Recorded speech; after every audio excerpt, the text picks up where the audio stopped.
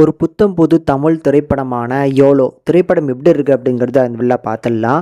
So இந்த படத்தை பொறுத்தளவுக்கு ஒரு ஆக்ஷன், காமெடி, ஹாரர்னு சொல்லி எல்லாமே மிக்ஸ் பண்ணி சொல்லியிருக்கக்கூடிய ஒரு படமாக எடுத்திருப்பாங்க. படத்தோட கதை வந்து நம்ம ஹீரோயின் கிட்டக்கிறது ஸ்டார்ட் ஆகுது. படத்தில் நம்ம ஹீரோயின் வந்து அப்பா பேச்சை மீறாத ஒரு பொண்ணாக இருக்கிறாங்க. அப்பா பார்க்கக்கூடிய மாப்பிள்ளையே கல்யாணம் பண்ணதுக்கு ரெடியாக இருந்தாலும் பொண்ணு பார்க்க வந்தவங்க வந்து பார்த்திங்கன்னா உங்கள் பொண்ணுக்கு ஆல்ரெடி கல்யாணம் ஆயிடுச்சு அப்படின்னு சொல்லி ஒரு சில ப்ரூஃப் எல்லாம் கொடுத்துட்டு போயிடுறாங்க.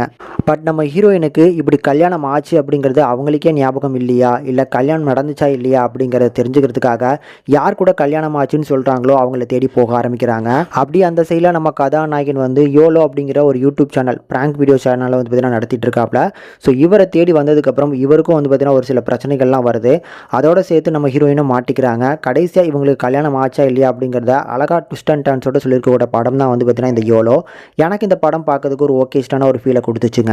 இந்த படத்தை ஸ்டார்ட் பண்ண விதம், இந்த படத்தோட கண்டென்ட்லாம் பார்க்கும்போது ஒருவேளை ஸோ இப்படி இருக்குமோ அப்படி இருக்குமோ அப்படின்னு சொல்லி ஒரு 25 நிமிஷம் ஓரளவுக்கு நல்லா தான் மெயின்டைன் பண்ணிட்டு இருந்தாங்க. அதுக்கப்புறம் வரக்கூடிய ஒரு சில கதாபாத்திரங்களை ஆட் பண்ணி கதை எங்கெல்லாமோ ட்ராவல் பண்ணுது.